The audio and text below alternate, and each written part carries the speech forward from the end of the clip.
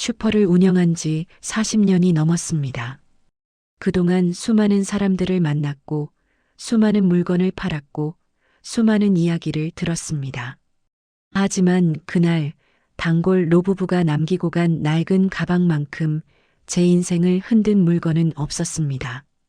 가방 속에는 오래된 통장과 장부가 들어 있었습니다. 그리고 마지막 장에 적힌 한 줄의 메시지. 이 장부를 찾는 사람은 우리 딸을 대신해 주세요.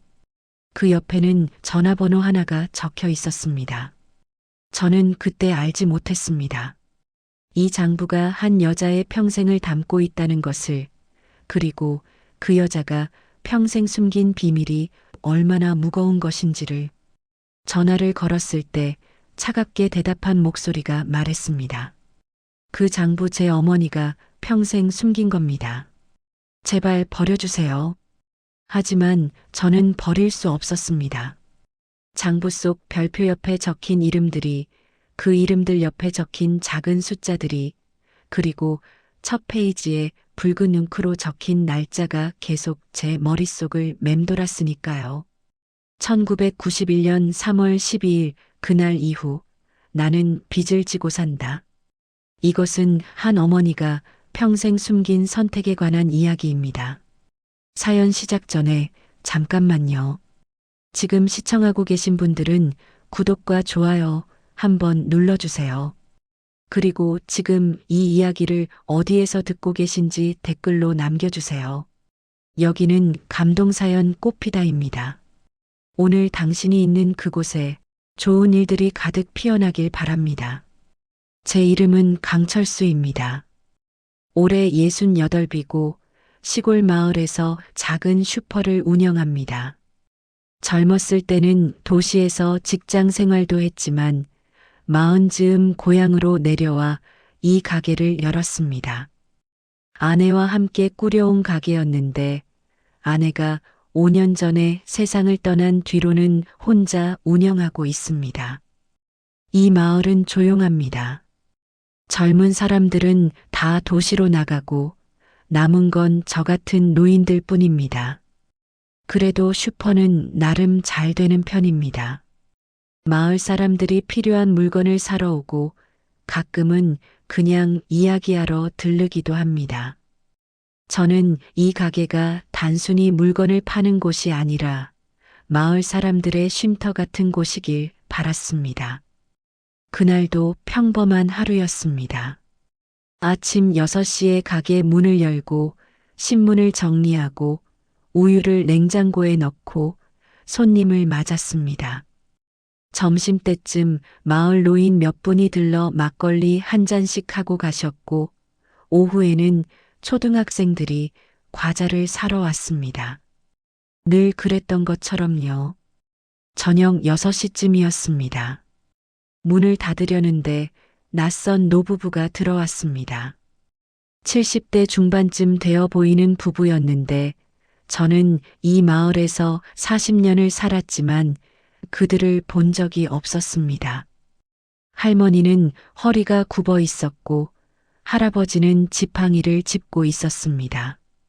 주인장, 잠깐만 쉬었다 가도 될까요? 할아버지가 조심스럽게 물었습니다. 저는 흔쾌히 의자를 내주었습니다. 두 분은 한참을 앉아 숨을 고르셨습니다. 할머니의 얼굴에는 땀이 송글송글 맺혀 있었고 할아버지는 계속 기침을 하셨습니다. 저는 생수 2병을 꺼내드렸습니다.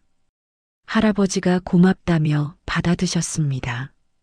두 분은 물을 마시며 잠시 이야기를 나눴는데 저는 일부러 귀 기울이지 않았습니다. 손님의 사생활을 존중하는 게 제 원칙이었으니까요. 한 30분쯤 지났을까요? 두 분이 자리에서 일어났습니다. 그런데 이상했습니다. 할아버지가 카운터 옆 구석에 작은 가방을 내려놓는 게 보였습니다. 낡은 청가방이었는데 꽤 무거워 보였습니다. 저기 가방을. 제가 말하려는데 할머니가 제 손을 잡았습니다. 그녀의 손은 차갑고 떨리고 있었습니다. 주인장, 부탁 하나만 들어주시겠어요? 할머니의 눈에는 눈물이 고여 있었습니다. 저는 멍하니 고개를 끄덕였습니다. 이 가방, 잠시만 맡아주세요.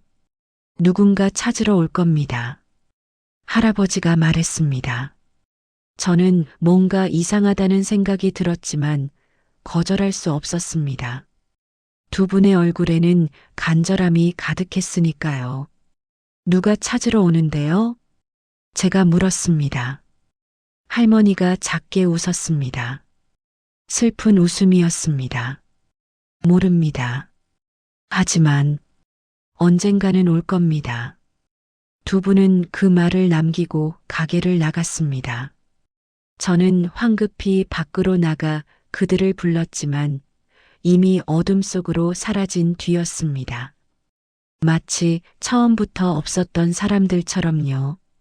저는 가방을 들고 카운터로 돌아왔습니다. 가방을 열어봐야 하나 말아야 하나 고민했습니다. 하지만 호기심을 이길 수 없었습니다. 천천히 지퍼를 열었습니다. 가방 안에는 오래된 통장 몇 권과 두꺼운 장부가 들어 있었습니다. 통장들은 모두 해지되거나 거래 정지된 것들이었습니다. 장부는 낡았지만 정성스럽게 관리된 흔적이 역력했습니다. 표지에는 아무것도 적혀 있지 않았습니다. 저는 장부를 펼쳤습니다. 첫 페이지에는 붉은 잉크로 적힌 글씨가 있었습니다. 1991년 3월 12일 그날 이후 나는 빚을 지고 산다. 가슴이 철렁했습니다. 이것은 단순한 장부가 아니었습니다. 누군가의 고백이었습니다. 다음 페이지부터는 이름들과 숫자들이 빼곡히 적혀 있었습니다. 김영수 50만 원, 박순자 30만 원, 이철호 70만 원. 수십 개의 이름과 금액들이었습니다. 어떤 이름 옆에는 작은 별표가 찍혀 있었습니다. 별표가 있는 이름이 없는 이름보다 훨씬 많았습니다. 저는 계속 장부를 넘겼습니다. 끝 페이지까지 같은 형식이었습니다. 이름, 금액, 별표, 그리고 마지막 장에 또 다른 글씨가 있었습니다. 이 장부를 찾는 사람은 우리 딸을 대신해 주세요. 그 밑에는 전화번호가 적혀 있었습니다. 10으로 시작하는 휴대폰 번호였습니다. 저는 한참을 그 문장을 바라봤습니다. 딸을 대신해 달라니 무엇을 대신하라는 걸까요? 그리고 왜 저에게 이 장부를 맡긴 걸까요? 저는 그 노부부를 처음 봤는데 말이죠. 밤이 깊었습니다. 저는 가게 문을 닫고 2층 제 방으로 올라갔습니다. 하지만 잠이 오지 않았습니다. 계속 그 장부가 머릿속을 맴돌았습니다. 1991년 3월 12일, 그날 무슨 일이 있었던 걸까요? 그리고 이 이름들은 누구일까요? 새벽까지 뒤척이다가 결심했습니다. 내일 아침 그 번호로 전화를 걸어보기로요. 누가 받든 이 장부의 정체가 무엇이든 저는 알아야만 했습니다. 그래야 그 노부부의 부탁을 들어줄 수 있을 테니까요. 창밖으로 동이 트고 있었습니다. 저는 장부를 다시 한번 펼쳤습니다. 첫 페이지의 붉은 글씨가 아침 햇살에 더 선명하게 보였습니다. 그날 이후 나는 빚을 지고 산다. 누군가는 평생을 빚지고 살았습니다. 그 이유를 이제 제가 알아야 할 때였습니다. 아침 9시 저는 떨리는 손으로 휴대폰을 들었습니다. 장부 마지막 장에 적힌 번호를 누르고 통화 버튼을 눌렀습니다. 신호음이 3번 울렸습니다. 그리고 누군가 전화를 받았습니다. 여보세요. 차갑고 또렷한 여자 목소리였습니다. 젊은 목소리는 아니었지만 힘이 있었습니다. 40대 중반쯤 되어 보였습니다. 저는 목을 가다듬고 말했습니다. 실례지만 혹시 어제 이 마을 슈퍼에 오신 노부부와 아시는 사이십니까? 전화 너머로 침묵이 흘렀습니다. 길고 무거운 침묵이었습니다. 저는 잘못 걸었나 싶어 다시 말하려는데 여자가 물었습니다. 어떤 물건을 맡으셨나요? 가방입니다. 안에 통장과 장부가 들어있고요. 또다시 침묵이었습니다. 이번에는 더 길었습니다. 저는 여자의 숨소리를 들을 수 있었습니다. 가빠지는 숨소리였습니다. 장부에 이름이 적혀 있나요? 네, 많은 이름들이 적혀 있습니다.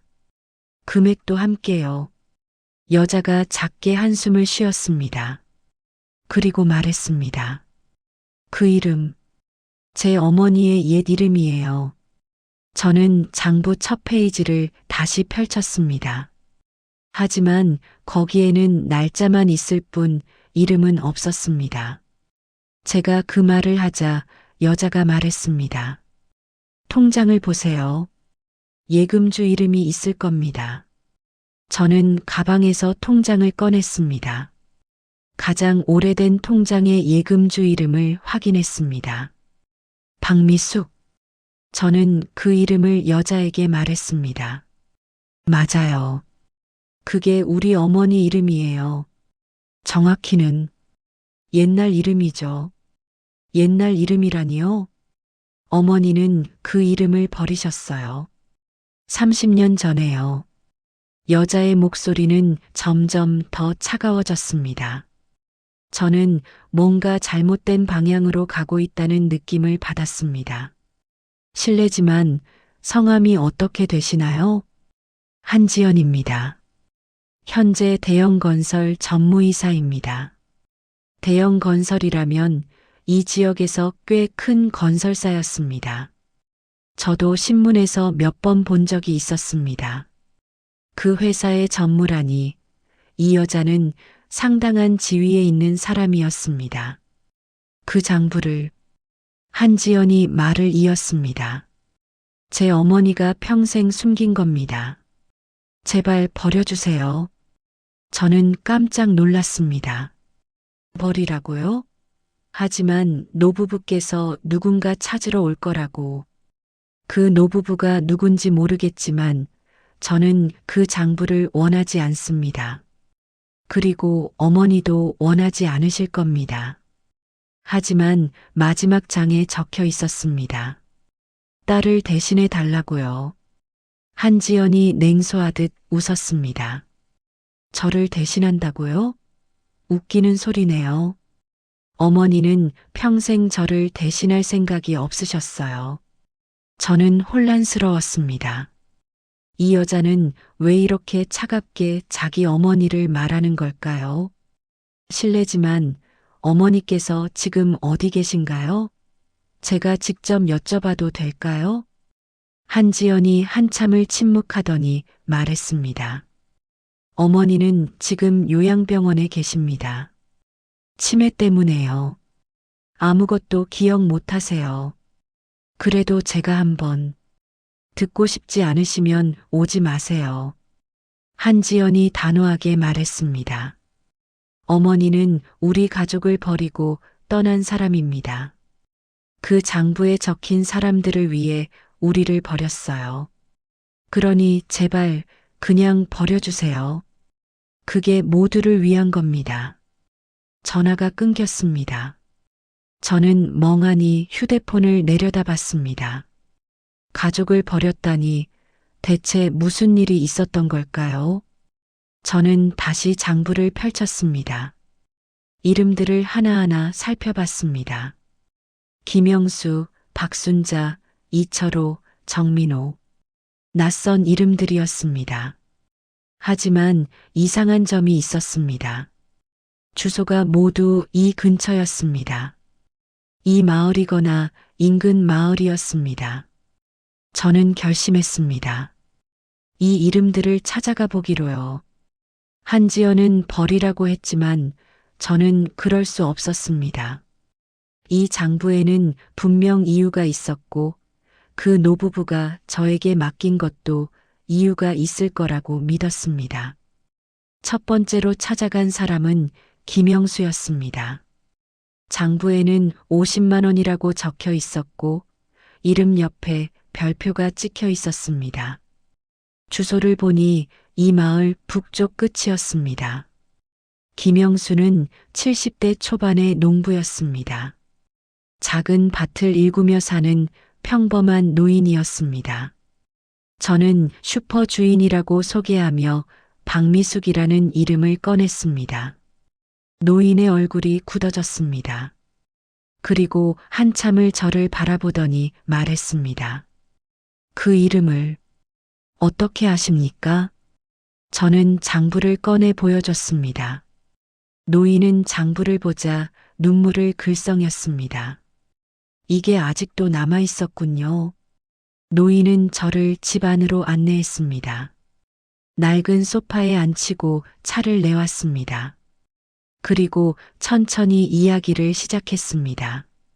박미숙 씨는 제 은인입니다. 아니, 저희 가족의 은인이죠. 90년대 초였습니다. 제가 사업에 실패해서 빚쟁이들한테 쫓기던 때였어요.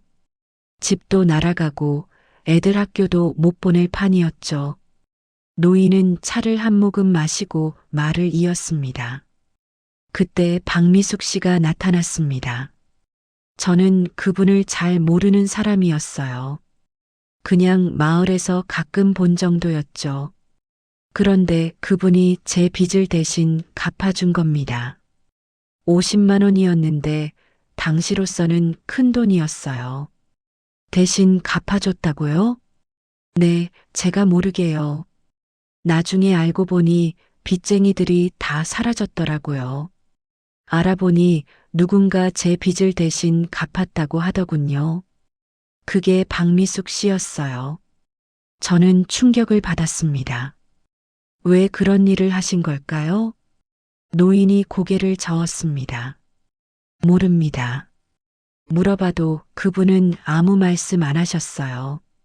그냥 웃으시면서 어려울 때 서로 도와야죠라고만 하셨죠. 저는 그 돈을 갚으려고 했지만 그분은 거절하셨어요. 저는 장부를 다시 펼쳤습니다. 별표가 찍힌 이름들이 눈에 들어왔습니다. 혹시 다른 사람들도 노인이 고개를 끄덕였습니다. 그랬을 겁니다. 박미숙 씨는 이 마을에서 많은 사람을 도왔어요. 모두 몰래 아무도 모르게요. 그분은 천사였습니다. 저는 그날 하루 종일 장부에 적힌 이름들을 찾아다녔습니다. 박순자, 이철호, 정민호. 별표가 찍힌 이름들이었습니다. 모두 같은 이야기를 했습니다. 박미숙이 자신들의 빚을 대신 갚아줬다고요. 몰래, 대가 없이요. 해가 질 무렵 저는 슈퍼로 돌아왔습니다. 머릿속이 복잡했습니다. 박미숙은 많은 사람을 도운 선한 사람이었습니다. 그런데 왜 딸 한지연은 그렇게 차갑게 어머니를 말했을까요? 가족을 버렸다고요. 저는 장부 첫 페이지를 다시 봤습니다. 1991년 3월 12일 그날 이후 나는 빚을 지고 산다. 이 날짜가 열쇠였습니다. 이날 무슨 일이 있었던 걸까요? 저는 컴퓨터를 켜고 그 날짜를 검색하기 시작했습니다. 컴퓨터 화면에 1991년 3월 12일을 입력했습니다. 이 지역 뉴스 기록을 검색했습니다. 몇 개의 기사가 나왔지만 대부분 사소한 소식들이었습니다. 하지만 한 기사가 눈에 띄었습니다. 섬유공장 화재, 1명 사망 1명 실종. 기사를 클릭했습니다. 흑백 사진과 함께 짧은 기사가 나타났습니다. 1991년 3월 12일 오후 3시경 이 지역 섬유 공장에서 화재가 발생했다는 내용이었습니다. 불은 빠르게 번졌고 당시 공장 안에 있던 노동자 중 한 명이 사망했고 한 명이 실종되었다고 했습니다.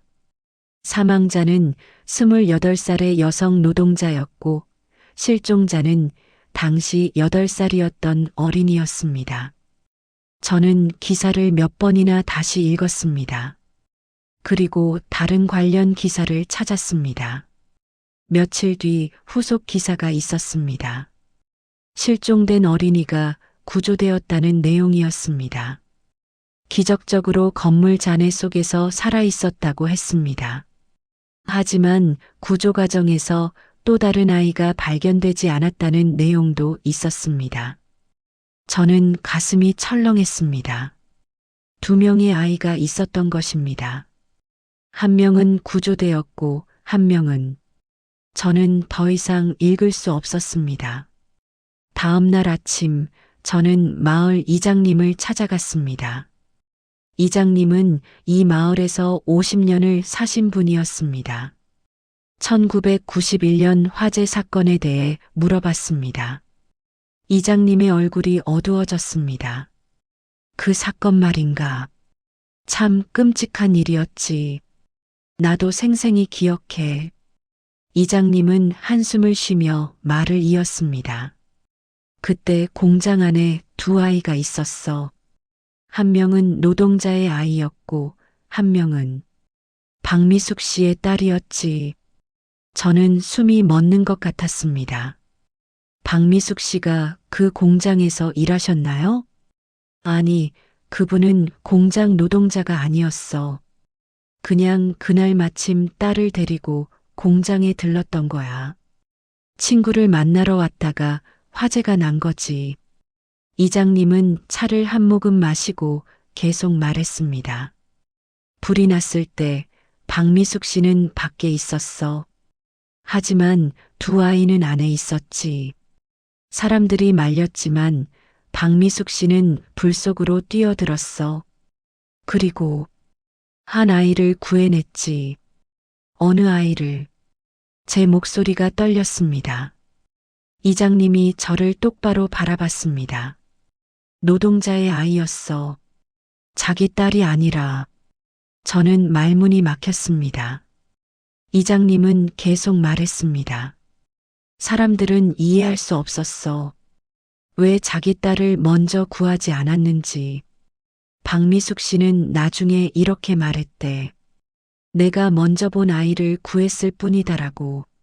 하지만 이장님이 말을 멈췄습니다. 저는 다음 말을 알 수 있었습니다. 자기 딸은 구하지 못했군요. 그래. 나중에 잔해 속에서 발견되었지. 이미 늦었어. 저는 한동안 아무 말도 할 수 없었습니다. 박미숙은 자기 딸 대신 남의 아이를 구한 것입니다. 그리고 그 죄책감에 평생을 빚지며 살았던 것입니다. 그 이후 박미숙 씨는 어떻게 되셨나요? 이장님이 고개를 저었습니다. 미쳐버렸지, 거의. 딸을 잃고 남편마저 떠나버렸어. 남편은 박미숙 씨를 용서하지 못했던 거야. 왜 자기 딸을 먼저 구하지 않았냐고. 이혼하고 홀로 남았지. 저는 깨달았습니다. 한지연이 말했던 것이 이것이었구나. 어머니가 가족을 버렸다는 것이. 그런데 박미숙 씨는 다시 결혼하셨어요. 그리고 딸도 낳으셨고요. 이장님이 놀란 표정을 지었습니다. 그랬나? 나는 그 이후 박미숙 씨를 못 봤는데 마을을 떠났거든. 저는 이장님께 감사 인사를 하고 슈퍼로 돌아왔습니다. 이제 퍼즐이 맞춰지기 시작했습니다. 박미숙은 첫 번째 딸을 잃었습니다. 자기 선택 때문에. 그리고 평생 그 죄책감에 살았습니다. 다른 사람들의 빚을 대신 갚으며 마치 속죄하듯이. 하지만 한 가지 이해되지 않는 게 있었습니다.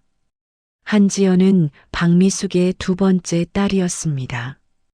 그렇다면 왜 그렇게 어머니를 미워하는 걸까요? 두 번째 딸은 화재와 관련이 없는데 말입니다. 저는 장부를 다시 펼쳤습니다. 별표가 찍힌 이름들을 세어봤습니다. 모두 43명이었습니다.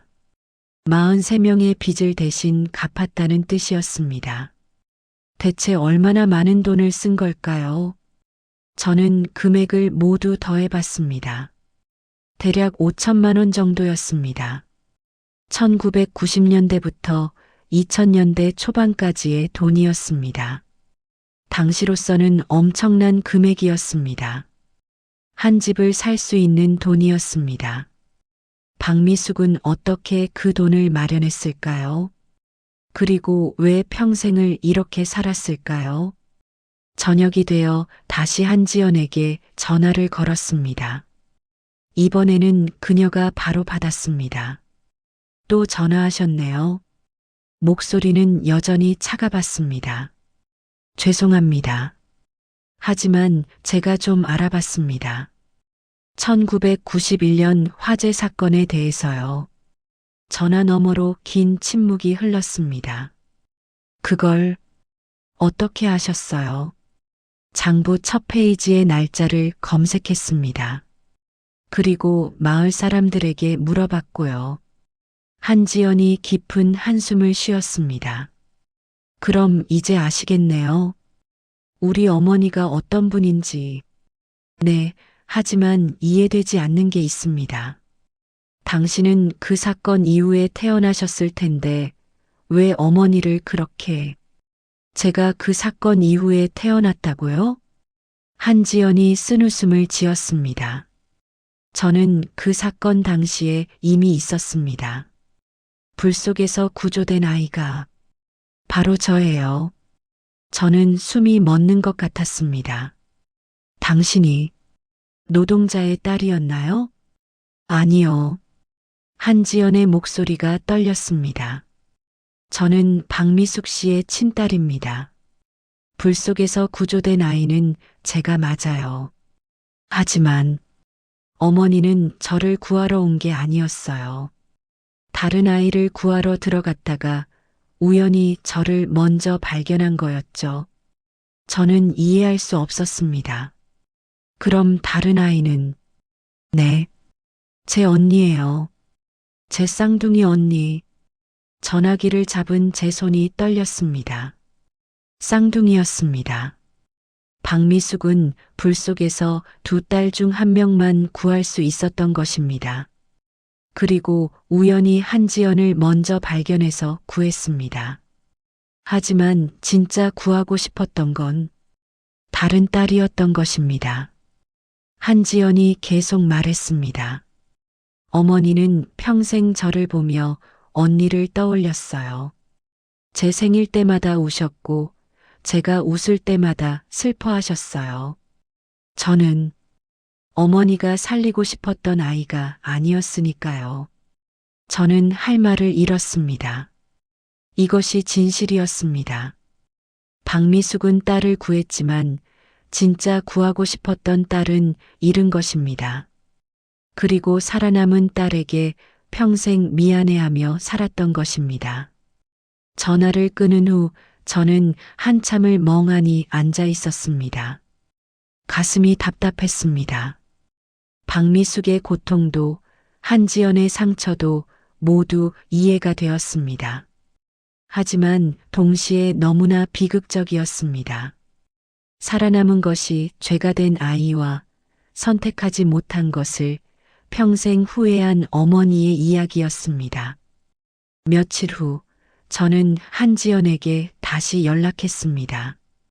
이번에는 문자로 조심스럽게 물었습니다. 어머니를 뵐 수 있겠냐고요. 한참 후에 답장이 왔습니다.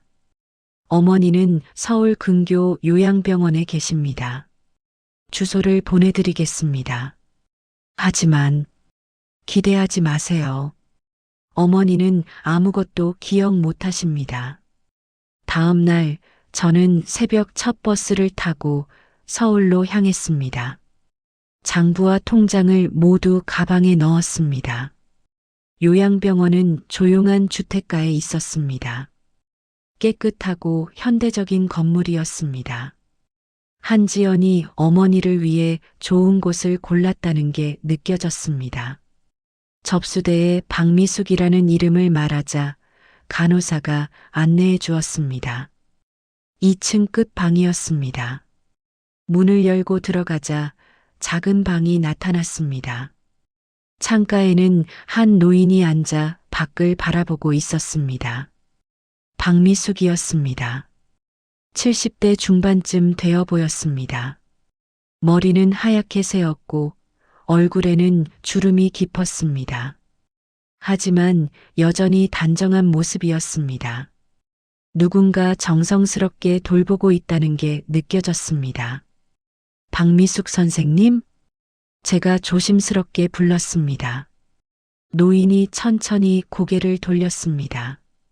눈은 흐릿했지만 어딘가 온화한 느낌이었습니다. 누구시죠? 저는 강철수라고 합니다.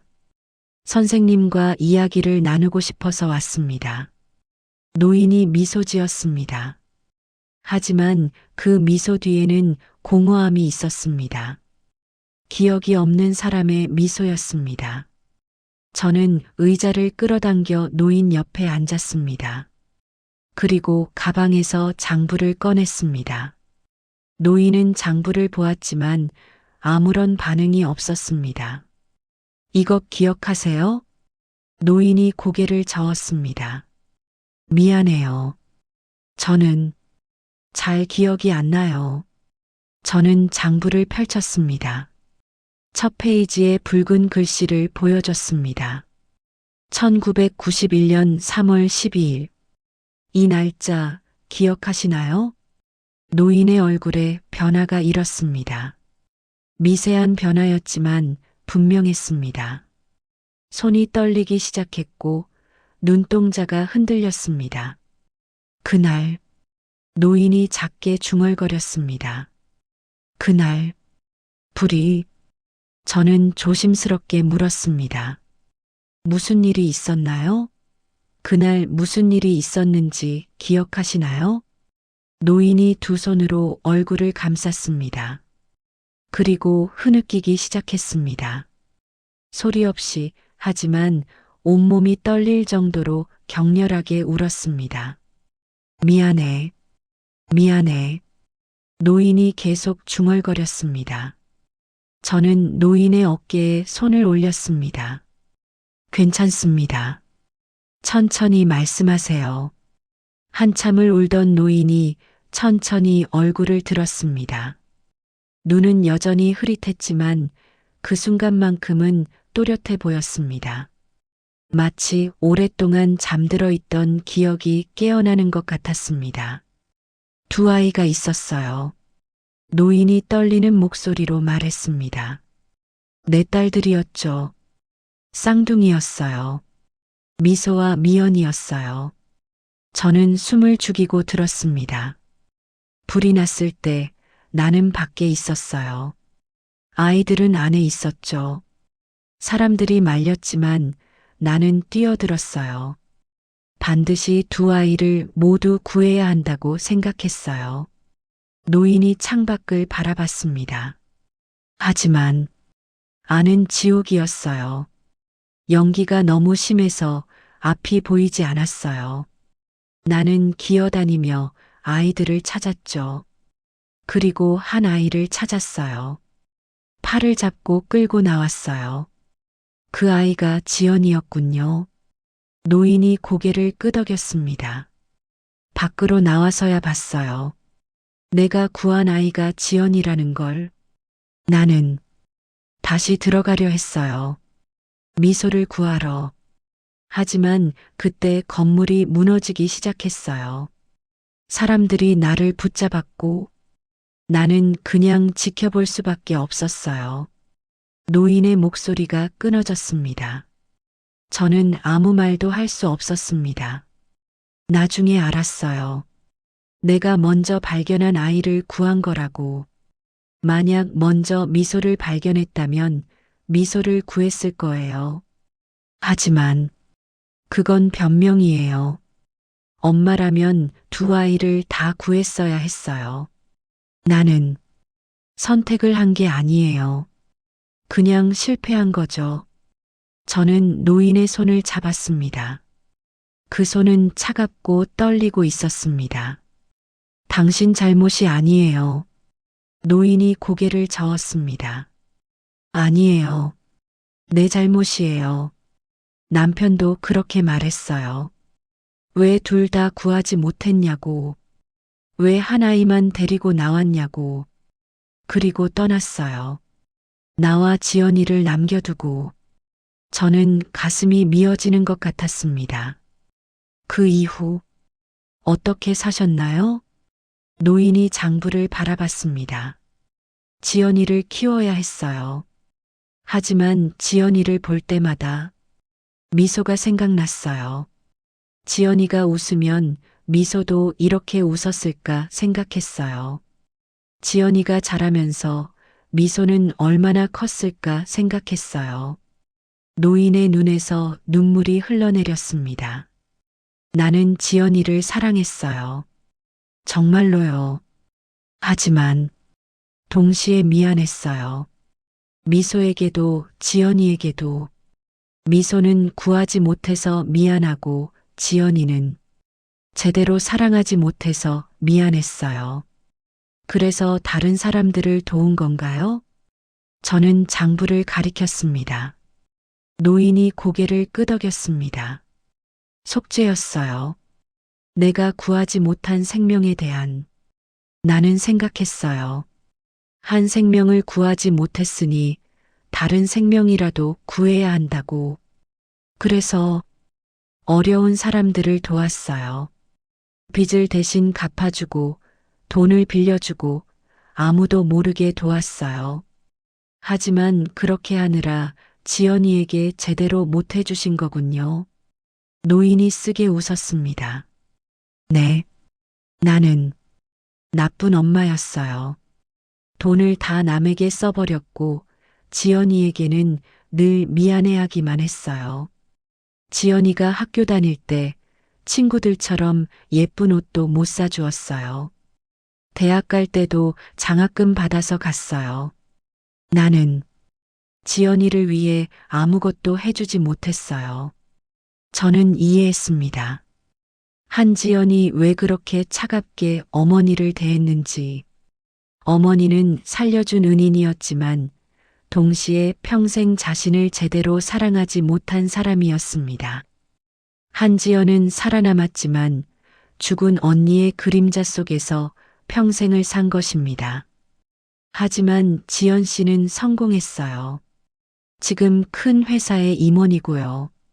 노인이 슬프게 미소 지었습니다. 그래요. 지연이는 혼자 힘으로 일어섰어요. 나 때문이 아니라 나에도 불구하고 그 아이는 강했어요. 나보다 훨씬 강했어요. 노인은 천천히 장부를 넘겼습니다.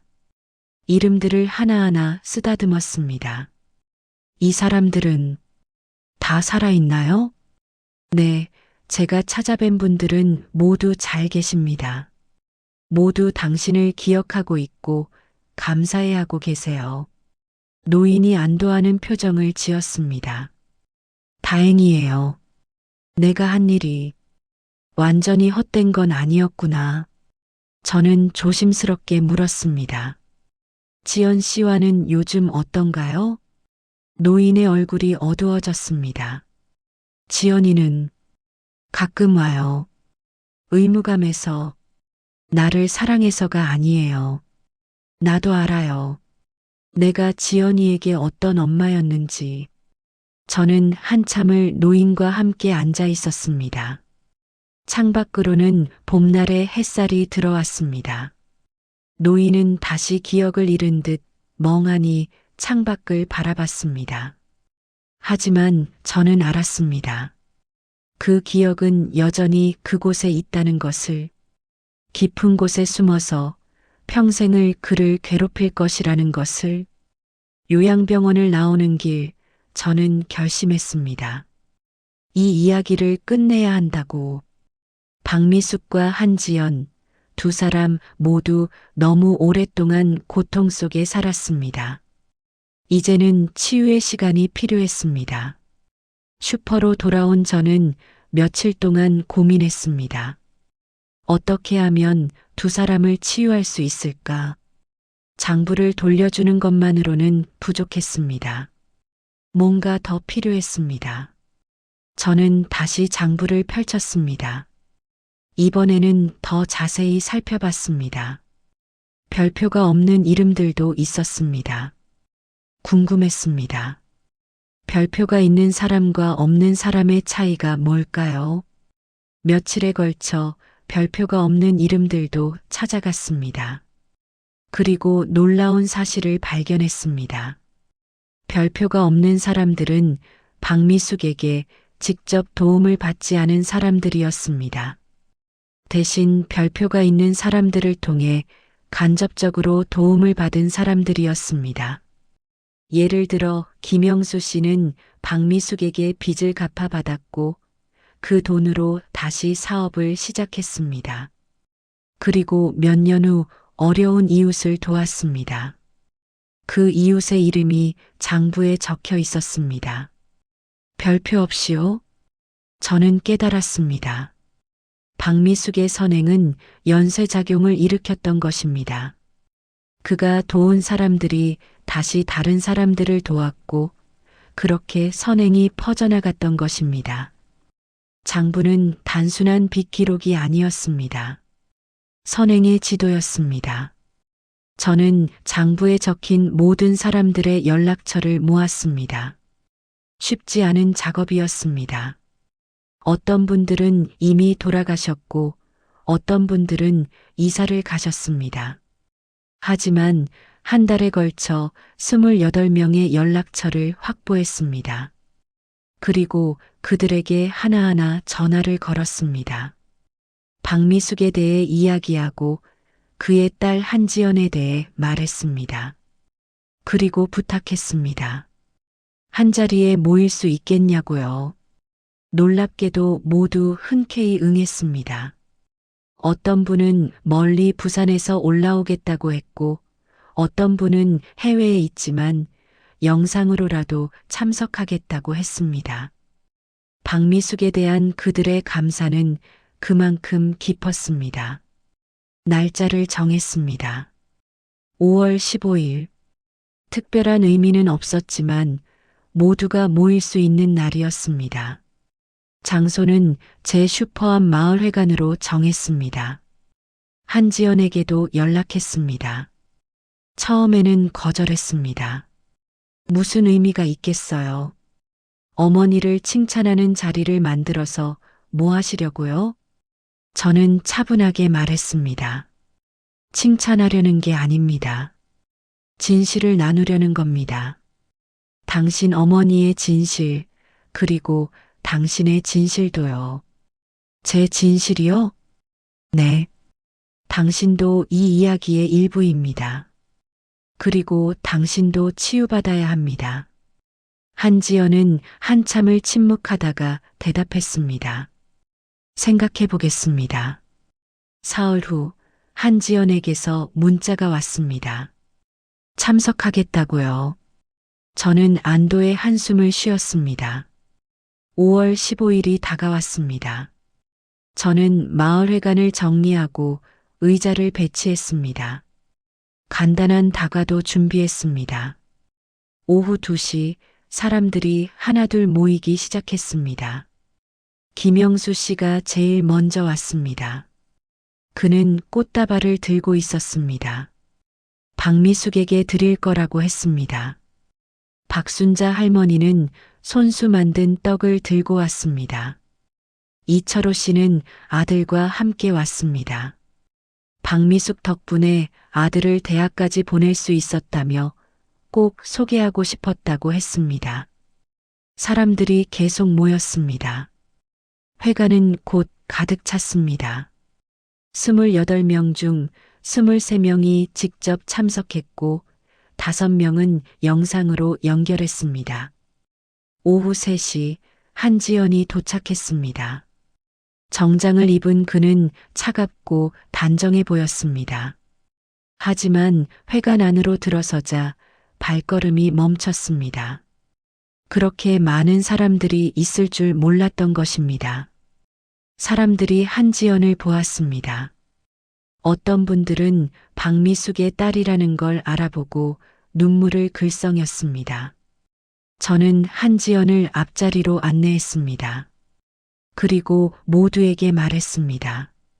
오늘 이렇게 모여주셔서 감사합니다. 여러분 모두 박미숙 선생님께 도움을 받으신 분들이시죠? 오늘은 그분에 대한 이야기를, 그리고 그분의 딸인 한지연 씨의 이야기를 나누고자 합니다. 저는 장부를 꺼내 모두에게 보여줬습니다. 그리고 1991년 3월 12일의 이야기를 시작했습니다. 화재에 대해, 쌍둥이 자매에 대해, 박미숙의 선택에 대해 천천히 말했습니다. 사람들은 숨죽여 들었습니다. 어떤 분들은 이미 그 이야기를 알고 있었지만 대부분은 처음 듣는 이야기였습니다. 그들은 몰랐던 것입니다. 자신들을 도운 그 선한 여자가 얼마나 큰 슬픔을 안고 살았는지. 저는 한지연을 바라봤습니다. 그는 고개를 숙이고 있었습니다. 어깨가 떨리고 있었습니다. 한지연 씨, 제가 그를 불렀습니다. 한지연이 천천히 고개를 들었습니다. 눈은 붉어져 있었습니다. 하고 싶은 말씀 있으시면 해주세요. 한지연은 한참을 침묵했습니다. 그리고 천천히 일어났습니다.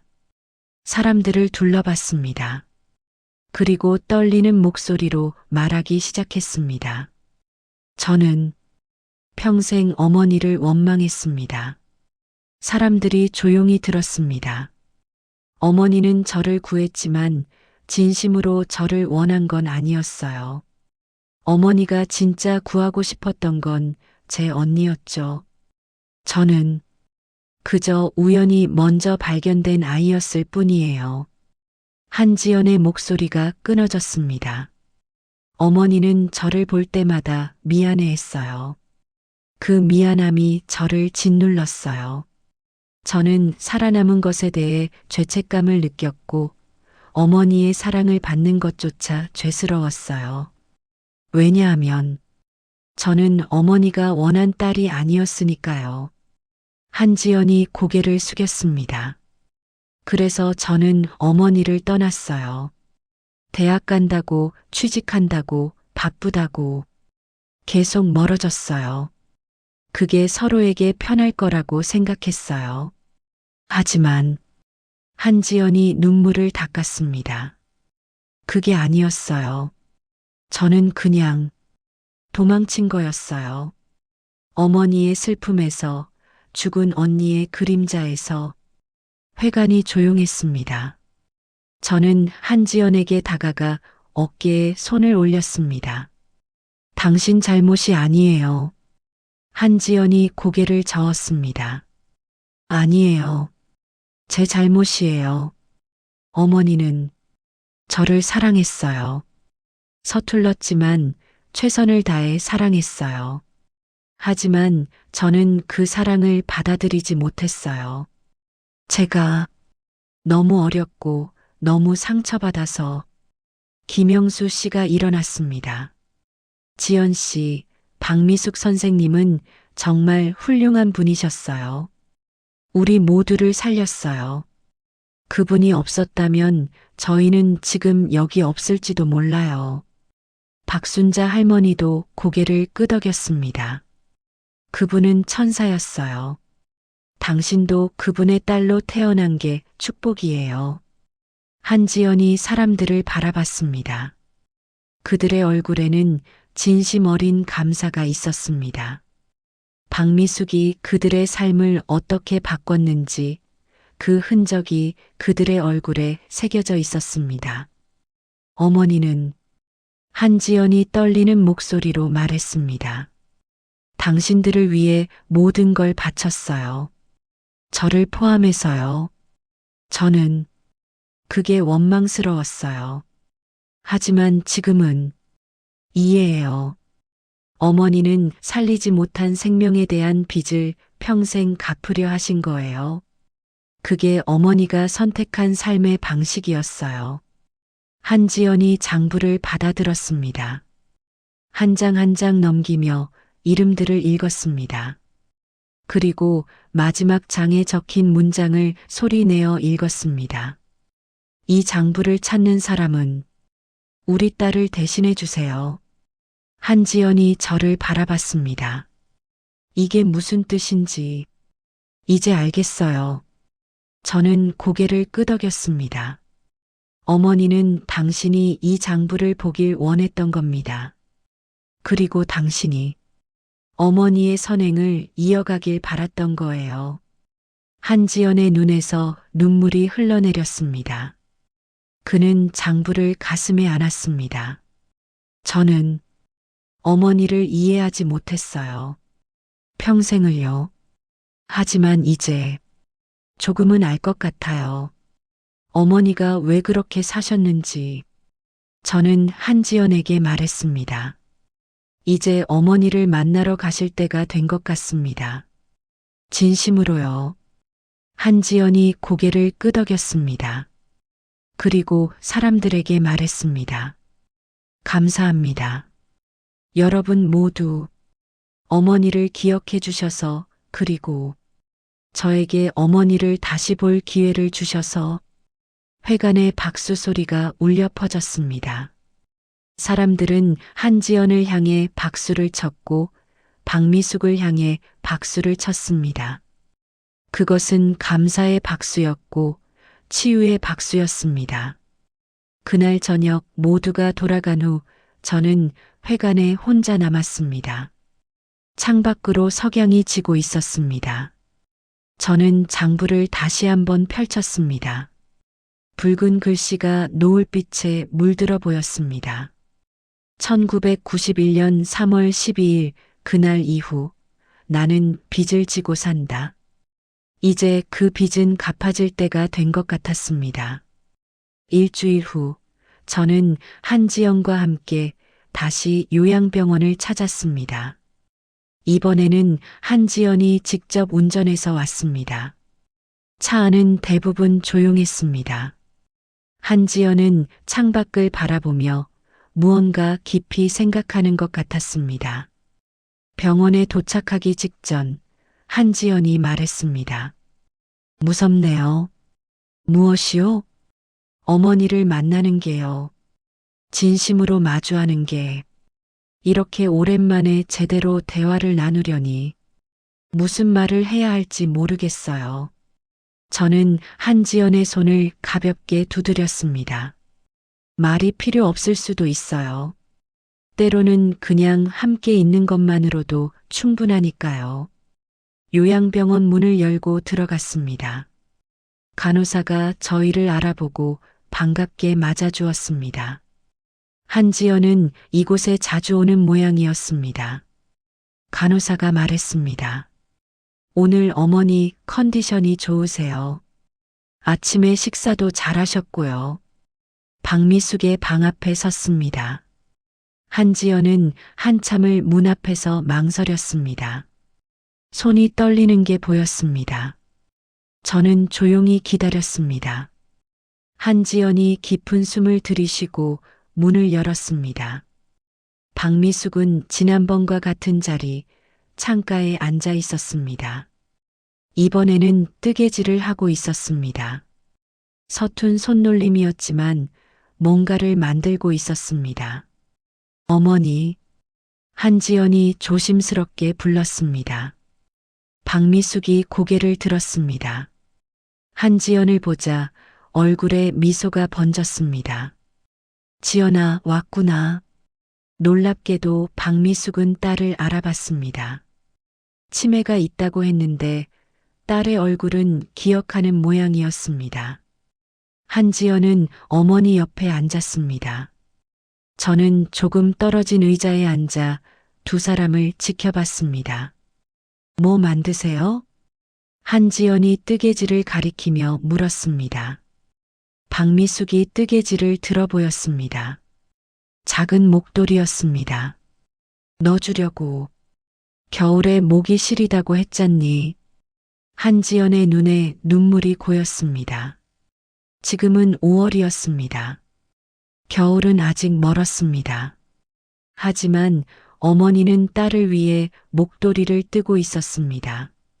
감사해요, 어머니. 한지연이 작게 말했습니다. 박미숙은 다시 뜨개질을 계속했습니다. 한지연은 한참을 어머니의 손을 바라봤습니다. 주름지고 떨리는 손이었지만 여전히 무언가를 만들고 있었습니다. 저는 가방에서 장부를 꺼냈습니다. 한지연에게 건넸습니다. 한지연이 장부를 받아들고 잠시 망설이더니 어머니에게 보여줬습니다. 어머니, 이거 기억하세요? 박미숙이 뜨개질을 멈추고 장부를 봤습니다. 처음에는 아무런 반응이 없었습니다. 하지만 한지연이 첫 페이지를 펼치자 박미숙의 표이 변했습니다. 1991년 3월 12일. 한지연이 날짜를 읽었습니다. 박미숙의 손에서 뜨개 바늘이 떨어졌습니다. 그날 박미숙이 중얼거렸습니다. 눈빛이 흐려지더니 갑자기 또렷해졌습니다. 마치 안개가 걷히는 것 같았습니다. 미소야. 박미숙이 한지연을 바라보며 말했습니다. 한지연이 얼어붙었습니다. 미소는 죽은 언니의 이름이었습니다. 아니에요, 어머니. 저는 지연이에요. 박미숙이 눈을 감았습니다. 눈물이 주름진 볼을 타고 흘러내렸습니다. 알아. 내가 지연이라는 거. 하지만 미소도 보여. 너를 볼 때마다 미소가 보여. 한지연이 흐느끼기 시작했습니다. 미안해요, 어머니. 제가 미소 언니가 아니어서 미안해요. 박미숙이 눈을 떴습니다. 딸의 손을 잡았습니다. 아니야. 내 잘못이 아니야. 모두 내 잘못이지. 박미숙이 장부를 받아들었습니다. 한 장 한 장 천천히 넘겼습니다. 손가락으로 이름들을 쓰다듬었습니다. 내가 살린 사람들이야. 아니, 살리려고 노력한 사람들. 한지연이 물었습니다. 왜 그러셨어요? 왜 우리를 희생시키면서까지 남을 도우신 거예요? 박미숙이 창밖을 바라봤습니다. 한참 침묵이 흘렀습니다. 그리고 천천히 말하기 시작했습니다. 그날, 불 속에서 너를 들고 나왔을 때 나는 미쳐버릴 것 같았어. 너는 살아있었지만 미소는 안에 있었어. 다시 들어가려고 했지만 사람들이 막았어. 그리고 건물이 무너졌지. 박미숙의 목소리가 떨렸습니다. 나는 생각했어. 내가 먼저 미소를 발견했다면 어땠을까? 내가 더 빨리 움직였다면, 내가 두 손으로 두 아이를 동시에 끌고 나왔다면, 그런 생각들이 평생 나를 괴롭혔어. 한지연이 어머니의 손을 꽉 잡았습니다. 하지만 어머니는 최선을 다하셨어요. 불 속에 뛰어들었고 저를 구하셨어요. 박미숙이 고개를 저었습니다. 최선이 아니었어. 엄마라면 둘 다 구했어야 했어. 다른 사람들은 그렇게 말했어. 내 아빠도 그렇게 말했어. 아버지가 뭐라고 하셨는데요? 박미숙이 눈을 감았습니다. 내 아빠는 나를 용서하지 못했어. 왜 미소를 구하지 못했냐고. 왜 제대로 보지 못했냐고. 결국 우리는 헤어졌지. 너는 너무 어려서 기억 못하겠지만 한지연이 고개를 끄덕였습니다. 기억나요. 희미하지만 아버지가 떠나시던 날 박미숙이 딸을 바라봤습니다. 미안해. 너에게서 아빠도 빼앗아서. 나는 정말 못난 엄마였어. 아니에요. 한지연이 단호하게 말했습니다. 어머니는 최선을 다하셨어요. 저를 키우시면서 다른 사람들을 도우시면서. 박미숙이 장부를 가리켰습니다. 이 사람들을 도운 건 미소에 대한 속죄였어. 나는 한 생명을 구하지 못했으니까 다른 생명이라도 구해야 한다고 생각했어. 그게 미소에게 할 수 있는 유일한 일이라고 생각했어. 한지연이 물었습니다. 그럼 저는요? 저는 어머니에게 뭐였어요? 박미숙이 딸의 얼굴을 두 손으로 감쌌습니다. 너는 내 전부였어. 미소를 잃고 남은 전부. 너는 내가 지켜낸 생명이었어. 하지만 동시에 내가 제대로 사랑하지 못한 아이였어. 왜요? 왜 저를 사랑하지 못하셨어요? 사랑했어. 정말로. 하지만 박미숙이 눈물을 흘렸습니다. 너를 볼 때마다 미소가 생각났어. 너희는 쌍둥이였으니까. 똑같이 생겼으니까. 너를 안을 때마다 내가 안지 못한 아이가 생각났어. 너에게 밥을 먹일 때마다 배고팠을 미소가 생각났어. 그게 나를 미치게 했어. 한지연이 흐느꼈습니다. 저도 알았어요. 어머니가 저를 볼 때 슬퍼하신다는 거. 그래서 저는 평생 죄책감을 느꼈어요. 제가 살아남아서 미안했어요. 박미숙이 딸을 끌어안았습니다. 아니야, 아니야. 내 잘못이 아니야. 모두 내 잘못이야. 내가 너를 제대로 사랑하는 법을 몰랐어. 내가 너무 슬픔에 빠져 있어서 내 슬픔은 보지 못했어. 두 사람은 한참을 끌어안고 울었습니다. 저는 조용히 자리에서 일어나 방 밖으로 나갔습니다. 이제는 그들만의 시간이 필요했습니다. 복도에 서서 창밖을 바라봤습니다. 봄날의 햇살이 따스했습니다. 나무에는 새잎이 돋아나고 있었습니다. 새로운 시작의 계절이었습니다. 1시간쯤 지났을까요? 방문이 열리고 한지연이 나왔습니다. 눈은 붉었지만 얼굴에는 평화로움이 있었습니다. 어머니가 주무셨어요. 한지연이 말했습니다. 많이 우시고, 많이 이야기하시고, 그러고 나서 제 무릎에 기대어 주무셨어요. 어렸을 때처럼요. 저는 한지연의 어깨에 손을 올렸습니다. 이제 조금은 마음이 편해지셨나요? 한지연이 고개를 끄덕였습니다. 네. 이상하게도요. 평생 풀리지 않을 것 같던 매듭이 조금 풀린 것 같아요. 어머니도 저도 우리 모두 피해자였다는 걸 이제는 알겠어요. 그 끔찍한 날의 피해자. 우리는 복도를 천천히 걸었습니다. 한지연이 말을 이었습니다. 어머니가 마지막에 말씀하셨어요. 미소에게 미안하지만 지연이를 선택한 것도 후회하지 않는다고. 그게 어머니가 할 수 있었던 유일한 선택이었다고. 저는 고개를 끄덕였습니다. 그게 진실일 겁니다. 한지연이 멈춰서서 저를 바라봤습니다. 감사합니다.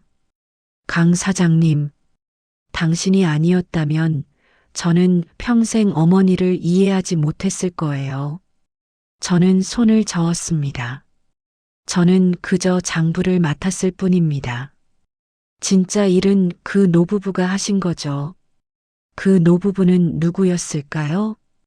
저도 궁금했습니다. 그날 이후로 그들을 다시 보지 못했습니다. 모르겠습니다. 하지만 아마도 장부에 적힌 사람들 중 한 분이었을 겁니다. 박미숙 선생님께 도움을 받은 분이요. 한지연이 고개를 끄덕였습니다. 언젠가 만나게 되면 감사 인사를 드리고 싶어요. 우리는 병원 밖으로 나왔습니다. 주차장으로 걸어가며 한지연이 물었습니다. 이제 이 장부는 어떻게 하죠? 저는 잠시 생각하다가 대답했습니다. 그건 당신이 결정할 일입니다. 어머니가 당신에게 남긴 유산이니까요. 한지연이 장부를 가슴에 안았습니다. 그리고 조용히 말했습니다. 알겠어요. 제가 이어가겠어요. 어머니의 뜻을요. 한지연과 헤어진 후 저는 슈퍼로 돌아왔습니다. 무언가 큰 일이 끝난 것 같았지만 동시에 아직 끝나지 않은 것 같은 느낌이었습니다. 장부는 한지연에게 돌아갔지만 이야기는 계속되어야 했습니다. 며칠 후 한지연에게서 전화가 왔습니다. 강 사장님, 시간 되시면 서울로 한번 올라오실 수 있으세요? 보여드리고 싶은 게 있어요. 저는 다음 주말에 서울로 올라갔습니다. 한지연이 알려준 주소는 강남의 한 건물이었습니다. 대형 건설 본사 건물이었습니다. 로비에서 한지연이 저를 맞이했습니다. 정장을 입은 그는 프로페셔널해 보였지만 얼굴에는 따뜻한 미소가 있었습니다. 지난번 요양병원에서 봤을 때와는 다른 모습이었습니다. 이쪽으로 오세요. 한지연이 저를 안내했습니다. 엘리베이터를 타고 20층으로 올라갔습니다. 회의실로 들어가자 놀라운 광경이 펼쳐졌습니다. 회의실 벽면에는 거대한 보드가 설치되어 있었습니다. 보드에는 수많은 사진과 이름, 그리고 선들이 그려져 있었습니다. 마치 가게도 같았지만 더 복잡했습니다. 이게 뭐죠? 제가 물었습니다. 한지연이 보드를 가리켰습니다. 어머니의 선행 지도예요. 장부에 적힌 모든 사람들을 조사했어요. 그들이 누구이고 어떻게 살고 있고 그들이 또 누구를 도왔는지. 저는 보드에 가까이 다가갔습니다. 중앙에는 박미숙의 사진이 있었습니다. 젊은 시절의 사진이었습니다. 그 주위로 별표가 찍힌 사람들의 이름이 배치되어 있었고 그들로부터 다시 선이 뻗어나가 다른 이름들과 연결되어 있었습니다. 놀랍지 않나요? 한지연이 말했습니다. 어머니가 직접 도운 사람은 43명이에요. 하지만 그들이 다시 도운 사람을 세어보니 187명이더라고요. 그리고 그 사람들이 또 도운 사람까지 세면 한지연이 보드 끝을 가리켰습니다. 거기에는 큰 숫자가 적혀 있었습니다. 643명. 어머니의 선행이 643명의 삶에 영향을 미쳤어요. 그리고 이건 제가 확인할 수 있는 사람들만 센 거예요. 실제로는 훨씬 더 많을 거예요. 저는 말문이 막혔습니다. 한 사람의 선택이 이렇게 많은 사람의 삶을 바꿀 수 있다니. 어떻게 이 모든 걸 알아내셨어요? 한지연이 미소 지었습니다. 회사 인력을 동원했어요. 조사팀을 꾸려서 한 달 동안 조사했죠. 처음에는 다들 이상하게 생각했어요. 전무가 왜 이런 일에 회사 자원을 쓰냐고. 하지만 저는 꼭 해야 했어요. 어머니가 무엇을 하셨는지 제대로 알고 싶었어요. 한지연이 보드 앞에 섰습니다. 그리고 알았어요. 어머니는 혼자가 아니었어요. 어머니가 도운 사람들이 다시 다른 사람들을 도왔고 그 선행이 계속 이어졌어요. 마치 파도처럼요. 제가 보드를 자세히 살펴보는 동안 한지연은 계속 설명했습니다. 예를 들어 여기 김영수 씨 보세요. 어머니께 50만 원을 받았죠. 그 돈으로 다시 사업을 시작했고 성공했어요. 그리고 10년 후 이 세 사람에게 장학금을 줬어요. 한지연의 손가락이 보드 위를 따라 움직였습니다. 이 중 한 명이 대학을 졸업하고 의사가 됐어요. 그리고 무료 진료소를 열었죠. 그 진료소에서 치료받은 사람이 60명이 넘어요. 저는 감탄했습니다. 놀랍네요. 더 놀라운 게 있어요. 한지연이 보드 한쪽을 가리켰습니다. 여기 이철호 씨, 어머니께 70만 원을 받아서 빚을 갚았죠. 그 후 아들을 대학에 보냈어요. 그 아들이 지금 초등학교 선생님이에요. 지난 20년 동안 가르친 학생이 800명이 넘어요. 한지연의 목소리에 감정이 실렸습니다. 이 모든 사람들이 어머니와 연결되어 있어요. 직접적으로든 간접적으로든. 어머니가 없었다면 이 사람들의 삶은 완전히 달랐을 거예요. 저는 한참을 보드를 바라봤습니다. 수많은 이름들, 수많은 선들. 그것은 단순한 지도가 아니었습니다. 한 여자의 삶이 만들어낸 기적의 증거였습니다. 그래서 결정했어요. 한지연이 말했습니다. 재단을 만들기로요. 재단이요? 한지연이 고개를 끄덕였습니다. 3월 12일 재단. 어머니를 기리고 어머니의 뜻을 이어가는 재단이에요. 한지연이 서류를 꺼내 보여줬습니다. 이미 법인 설립 절차를 시작했어요. 한 달 안에 완료될 거예요. 재단의 목적은 어려운 사람들의 빚을 대신 갚아주는 거예요. 어머니처럼요. 하지만 어머니처럼 혼자 힘으로는 못하니까 체계적으로 할 거예요. 자금은 어떻게 마련하시려고요? 한지연이 미소 지었습니다. 제 개인 재산 10억 원을 출연할 거예요. 그리고 회사에서도 기부하기로 했어요. 제가 이사회를 설득했죠. 회사의 사회공헌 사업으로요. 저는 놀랐습니다. 10억 원이요? 어머니가 평생 쓴 돈보다 훨씬 많은 금액이에요. 하지만 저는 어머니 덕분에 여기까지 왔어요. 어머니가 저를 살렸고 키웠고 비록 완벽하지는 않았지만 사랑해 주셨어요. 이제 제가 그 사랑을 돌려줄 차례예요. 한지연의 눈에 눈물이 맺혔습니다. 그리고 더 중요한 건 어머니의 이름을 제대로 남기고 싶어요. 박미숙이라는 이름을. 숨어서 남을 도운 사람이 아니라 세상을 바꾼 사람으로요. 저는 한지연의 손을 잡았습니다. 훌륭한 결정입니다. 그리고요. 한지연이 제 눈을 바라봤습니다. 재단의 이사로 와주셨으면 해요. 강 사장님, 저는 깜짝 놀랐습니다. 저요? 하지만 당신은 이 모든 걸 시작한 사람이에요. 장부를 지키고 진실을 찾고 저와 어머니를 다시 연결해 준 사람이요. 당신 없이는 이 재단도 없어요. 저는 한참을 고민했습니다. 그리고 고개를 끄덕였습니다. 영광이겠습니다. 그날 저녁 한지연은 저를 저녁 식사에 초대했습니다. 강남의 조용한 한식당이었습니다.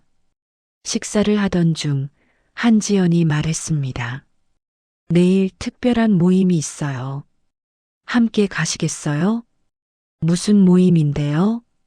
장부에 적힌 사람들이 다시 모이기로 했어요. 이번에는 서울에서요. 그리고 특별한 사람도 올 거예요. 누구요?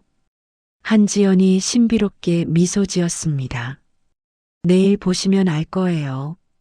다음 날 저는 한지연과 함께 서울의 한 문화센터로 갔습니다. 큰 홀이었는데 이미 많은 사람들이 모여 있었습니다. 지난번 마을회관에서 봤던 사람들도 있었고 처음 보는 사람들도 많았습니다. 사람들은 서로 인사하고 이야기를 나누고 있었습니다. 분위기는 따뜻했습니다. 마치 오래된 친구들의 재회 같았습니다. 오후 2시 모임이 시작되었습니다. 한지연이 단상에 올라가 마이크를 잡았습니다. 오늘 이렇게 모여주셔서 감사합니다. 여러분 모두 제 어머니 박미숙과 인연이 있는 분들이시죠. 어머니께 직접 도움을 받으신 분들도 계시고 간접적으로 영향을 받으신 분들도 계십니다. 한지연이 뒤쪽 스크린을 가리켰습니다. 제가 봤던 선행 지도가 크게 띄워졌습니다. 이것이 어머니의 유산입니다. 643명의 삶을 바꾼 한 여자의 이야기입니다. 사람들이 스크린을 바라보며 감탄했습니다. 그리고 오늘 여러분께 발표할 것이 있습니다. 한지연이 다음 슬라이드를 넘겼습니다.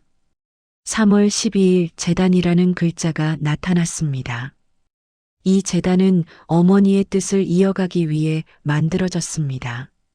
앞으로 이 재단은 어려운 사람들의 빚을 대신 갚아주고 새로운 시작을 도울 것입니다. 박수 소리가 터져 나왔습니다. 한지연이 손을 들어 조용히 하라고 했습니다. 그리고 오늘 특별한 분을 모셨습니다. 한지연이 홀 뒤쪽을 바라봤습니다. 모든 사람들이 그쪽을 돌아봤습니다. 문이 열렸습니다. 휠체어에 앉은 박미숙이 간호사와 함께 들어왔습니다. 사람들이 일제히 일어나 박수를 쳤습니다. 박미숙은 놀란 표정으로 주위를 둘러봤습니다. 수많은 사람들이 자신을 보며 박수치고 있었습니다. 어떤 사람들은 울고 있었습니다. 한지연이 단상에서 내려와 어머니에게 다가갔습니다. 휠체어를 밀어 단상 앞으로 데려왔습니다. 여러분, 한지연이 마이크로 말했습니다. 제 어머니 박미숙입니다. 박수 소리가 더 커졌습니다. 박미숙은 눈물을 흘리며 사람들을 바라봤습니다. 한지연이 어머니 옆에 무릎을 꿇고 앉았습니다. 그리고 마이크를 어머니에게 건넸습니다. 어머니 하고 싶은 말씀 있으세요? 박미숙은 떨리는 손으로 마이크를 잡았습니다. 한참을 침묵하다가 작은 목소리로 말했습니다. 감사합니다. 제가 한 작은 일들을 기억해 주셔서. 목소리가 끊어졌습니다. 사람들은 조용히 기다렸습니다. 저는 그저 미안해서 한 일들이에요. 제가 구하지 못한 생명에 대한 속죄였어요. 하지만 박미숙이 사람들을 둘러봤습니다. 여러분이 잘 살고 계신 모습을 보니 제 삶이 완전히 헛되지는 않았다는 생각이 드네요. 김영수 씨가 자리에서 일어났습니다. 선생님, 저는 선생님 덕분에 다시 일어섰습니다. 그리고 제 자식들을 키웠습니다. 선생님은 제 가족의 은인이십니다. 박순자 할머니도 일어났습니다. 저도 그래요. 선생님이 아니었다면 저희 집은 무너졌을 거예요. 선생님은 저희를 살렸어요. 한 명씩, 두 명씩 사람들이 일어나 자신의 이야기를 했습니다. 박미숙이 그들의 삶을 어떻게 바꿨는지, 그리고 그들이 다시 다른 사람들을 어떻게 도왔는지, 박미숙은 그들의 이야기를 들으며 울었습니다. 한지연도 옆에서 함께 울었습니다. 이제 그것은 슬픔의 눈물이 아니었습니다. 치유의 눈물이었습니다. 모임이 끝난 후 사람들은 하나씩 박미숙에게 다가와 인사했습니다. 악수하고 안고 감사 인사를 했습니다. 박미숙은 그들 한 명 한 명을 바라보며 미소 지었습니다. 저는 멀리서 그 모습을 바라봤습니다. 가슴이 벅찼습니다. 이것이 진정한 재회였습니다. 박미숙과 그가 도운 사람들의 재회, 한지연과 어머니의 재회, 그리고 한 여자와 그의 선택에 대한 세상의 재회였습니다. 재단 출범식으로부터 석 달이 흘렀습니다. 여름이 깊어가는 8월의 어느 날, 저는 한지연에게서 연락을 받았습니다.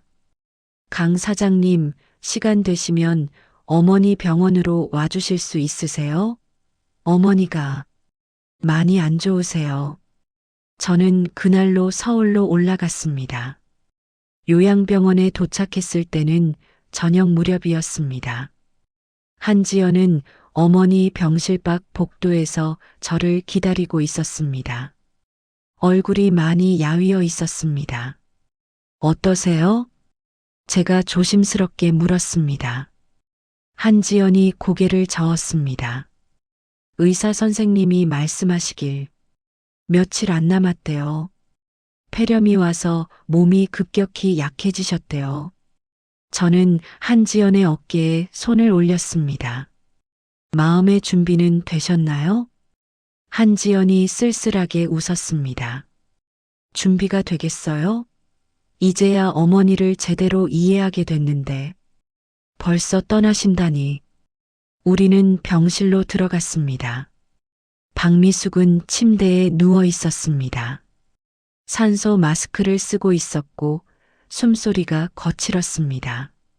하지만 눈은 떠 있었습니다. 어머니, 강 사장님 오셨어요. 한지연이 어머니 귓가에 대고 작게 말했습니다. 박미숙이 천천히 고개를 돌려 저를 봤습니다. 희미하게 미소 지었습니다. 저는 침대 옆에 앉았습니다. 박미숙의 손을 잡았습니다. 손은 차갑고 가벼웠습니다. 마치 금방이라도 사라질 것 같았습니다. 선생님, 저예요. 강철수. 박미숙이 작게 고개를 끄덕였습니다. 입을 움직였지만 소리는 나오지 않았습니다. 한지연이 산소 마스크를 잠시 벗겨주었습니다. 고맙습니다. 박미숙이 가까스로 말했습니다. 장부를 지켜주셔서 아닙니다. 제가 감사하죠. 선생님 덕분에 많은 걸 배웠습니다. 박미숙이 딸을 바라봤습니다. 지연아, 네 어머니, 여기 있어요. 한지연이 어머니의 다른 손을 잡았습니다. 박미숙이 딸의 얼굴을 한참 바라봤습니다. 너를 사랑한다. 저도 사랑해요, 어머니. 미안해. 제대로 사랑하지 못해서. 한지연이 고개를 저으며 눈물을 흘렸습니다. 아니에요. 어머니는 최선을 다하셨어요. 이제 알아요. 어머니가 얼마나 힘드셨는지, 그래도 저를 키우시려고 얼마나 애쓰셨는지. 박미숙의 눈에서도 눈물이 흘렀습니다. 미소에게도 미안하다고 전해줘. 제가 전할게요, 어머니. 언니도 이해하실 거예요. 박미숙이 천천히 눈을 감았습니다. 숨소리가 점점 약해졌습니다. 한지연이 어머니의 손을 꽉 잡았습니다. 어머니, 아직 가시면 안 돼요. 보여드릴 게 많아요. 재단이 도운 사람들도 있고. 하지만 박미숙은 대답하지 않았습니다. 그렇게 조용히 평화롭게 그는 잠들어갔습니다. 한지연이 어머니의 이마에 키스했습니다. 그리고 한참을 어머니 곁에 앉아 있었습니다. 저도 조용히 함께 있었습니다. 1시간쯤 지났을까요? 의사와 간호사들이 들어왔습니다. 사망 확인 절차가 진행되었습니다. 한지연은 담담하게 서류에 서명했습니다. 이미 각오하고 있었던 모양이었습니다. 장례는 조촐하게 치르기로 했습니다. 하지만 소식을 듣고 수많은 사람들이 찾아왔습니다. 장부에 적힌 사람들, 재단 모임에 왔던 사람들, 그리고 그들의 가족들까지 작은 장례식장이 사람들로 가득 찼습니다. 장례 이틀째 되는 날 놀라운 일이 있었습니다. 문이 열리고 한 노부부가 들어왔습니다. 저는 그들을 보자마자 알아봤습니다.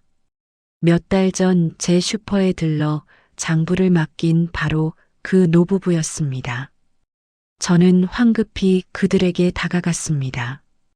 혹시 그때 그분들이신가요? 할아버지가 고개를 끄덕였습니다. 그렇습니다. 장부 잘 전달해 주셨더군요. 어떻게 알고 오셨어요? 할머니가 말했습니다. 신문에 났더라고요. 박미숙 선생님 부고가 재단 이사장이신 따님이 낸 거더군요. 저는 그들을 한지연에게 데려갔습니다. 한지연도 그들을 보자 놀란 표정을 지었습니다. 혹시 할아버지가 말했습니다. 저희는 정민호, 최은숙입니다. 장부에 있는 한지연이 즉시 알아봤습니다. 정민호 씨, 어머니가 1995년에 60만 원을 정민호 할아버지가 고개를 끄덕였습니다. 맞습니다. 그때 저희는 갓 결혼한 부부였습니다. 사업 실패로 빚더미에 앉았죠. 박미숙 선생님이 그 빚을 대신 갚아주셨습니다. 덕분에 저희는 다시 시작할 수 있었습니다. 최은숙 할머니가 이어서 말했습니다. 그 후로 저희는 열심히 살았어요.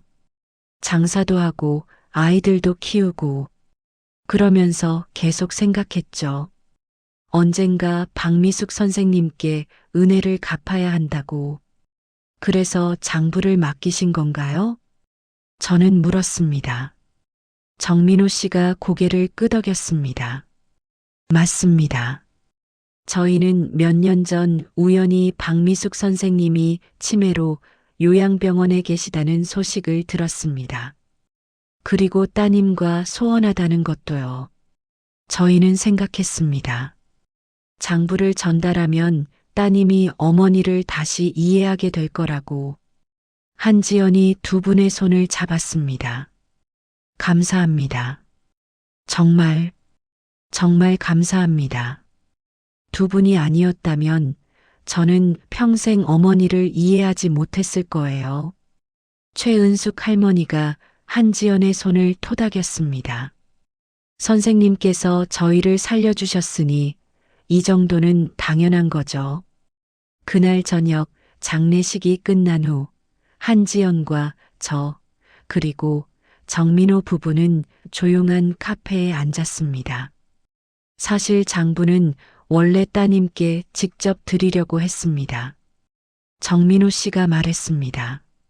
하지만 따님이 받지 않으실 것 같았어요. 그래서 생각했죠. 제3자를 통하면 어떨까 하고.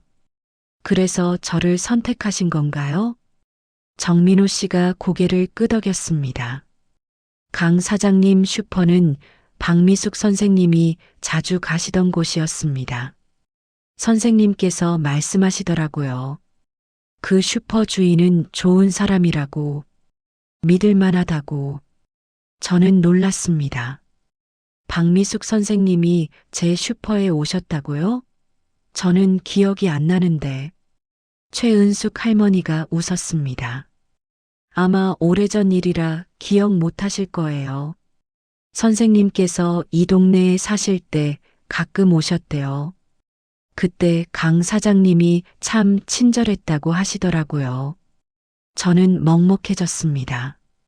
제가 잊고 있던 작은 친절이 이렇게 큰 인연으로 돌아온 것이었습니다. 장례를 마친 후 한지연은 재단 일에 더욱 매진했습니다. 어머니의 죽음이 그에게 더 큰 동력이 된 것 같았습니다. 석 달 후 3월 12일 재단은 첫 번째 수혜자를 선정했습니다. 세 자녀를 키우는 한부모 가정이었습니다. 남편이 사고로 세상을 떠난 후 빚만 남은 가정이었습니다. 재단은 그 빚 2천만 원을 전액 대신 갚아주었습니다. 그 소식이 언론에 보도되자 재단의 기부 문의가 쇄도했습니다. 박미숙의 이야기를 들은 사람들이 동참하고 싶어 했습니다. 재단의 기금은 빠르게 늘어났습니다. 1년 후 재단은 35가정을 도왔습니다. 빚을 갚아주고 새로운 시작을 도왔습니다.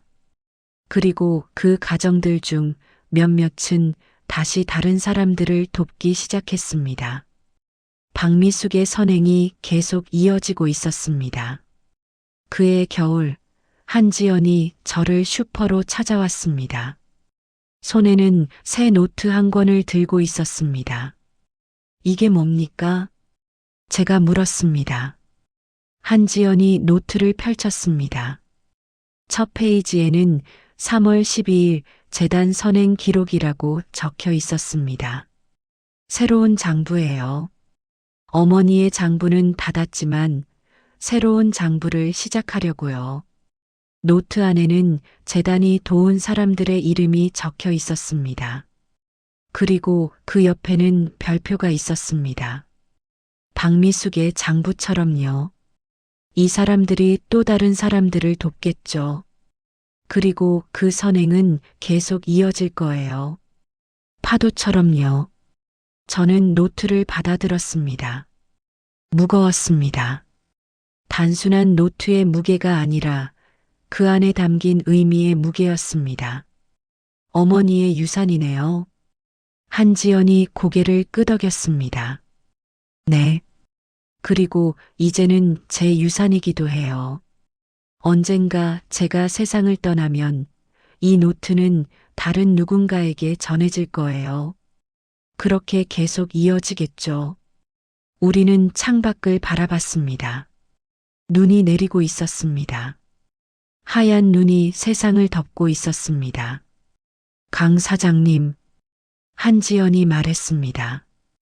어머니가 마지막으로 하신 말씀 기억하세요? 기억합니다. 미소에게 미안하다고 전해달라고 하셨죠. 한지연이 미소 지었습니다. 저 그 말의 의미를 이제 알 것 같아요. 어머니는 미소 언니에게 미안해하신 게 아니에요. 그냥 작별 인사를 하고 싶으셨던 거예요. 이제 편히 쉬고 싶다고요. 저는 고개를 끄덕였습니다. 그렇겠죠. 그리고 저도 이제 언니에게 말할 수 있을 것 같아요. 언니 미안해. 내가 살아남아서. 하지만 고마워. 덕분에 나는 여기 있어. 그리고 어머니의 뜻을 이어갈게. 눈은 계속 내렸습니다. 하얗고 조용하게. 마치 세상을 새롭게 시작하는 것처럼요. 그로부터 3년이 지났습니다. 저는 여전히 슈퍼를 운영하고 있고 재단 이사로서 일하고 있습니다. 한지연은 회사를 그만두고 재단에 전념하기로 했습니다. 재단은 이제 전국적인 규모로 성장했습니다. 100여 개의 가정을 도왔고 그 가정들이 다시 다른 사람들을 돕고 있습니다. 선행의 물결은 계속 퍼져나가고 있습니다. 어느 봄날 저는 박미숙의 묘를 찾았습니다. 한지연이 어머니를 고향 마을 공동묘지에 모셨습니다. 어머니가 평생 도운 사람들 근처에 묻히길 원했던 것입니다. 묘 앞에는 작은 비석이 있었습니다. 거기에는 이렇게 적혀 있었습니다. 박미숙 1949-2024 한 생명을 구하는 것은 세상을 구하는 것. 저는 비석 앞에 꽃을 놓고 한참을 서 있었습니다. 바람이 불어와 꽃잎을 흔들었습니다. 선생님 잘 계시죠? 저는 속삭였습니다. 선생님의 선택은 틀리지 않았어요. 선생님이 구한 사람들, 그들이 다시 구한 사람들, 그 모든 생명들이 증명하고 있어요. 선생님의 삶은 헛되지 않았다고요. 묘지를 나오는 길, 저는 주머니에서 작은 노트를 꺼냈습니다. 새로운 장부였습니다. 한지연이 제게 맡긴 것이었습니다. 언젠가 필요한 사람에게 전해주세요. 한지연이 말했었습니다. 저는 노트를 펼쳤습니다. 첫 페이지에는 박미숙의 사진이 붙어 있었습니다. 그리고 그 밑에 한 줄이 적혀 있었습니다. 우리가 모르는 선택들이 있다. 그 선택이 누군가의 인생을 살린다. 저는 노트를 닫고 가슴에 안았습니다. 그리고 걷기 시작했습니다. 언젠가 이 노트가 필요한 사람을 만나게 될 것입니다. 그때까지 저는 이것을 지키겠습니다. 박미숙처럼요. 세상에는 수많은 이야기가 있습니다. 우리가 아는 이야기도 있고 모르는 이야기도 있습니다. 하지만 모든 이야기는 연결되어 있습니다. 한 사람의 선택이 다른 사람의 삶이 되고 그 삶이 또 다른 선택이 됩니다. 박미숙의 이야기는 끝났지만 그가 시작한 물결은 계속되고 있습니다. 눈에 보이지 않는 곳에서 조용히 하지만 확실하게. 그것이 바로 선행의 힘입니다. 그것이 바로 한 사람이 세상을 바꾸는 방법입니다. 그리고 그 이야기는 지금도 어딘가에서 계속되고 있습니다. 오늘 함께한 이 이야기가 당신의 하루에 잠시 머물다 가길 바랍니다. 이야기가 좋았다면 구독과 좋아요, 그리고 사연의 주인공에게 전하고 싶은 따뜻한 댓글 한 줄 남겨주세요. 그 응원의 말들이 모여 언젠가 다른 이에게 큰 힘이 될 거라 믿습니다. 여기는 감동사연 꽃피다입니다. 당신 곁에서 계속 이야기를 전하겠습니다.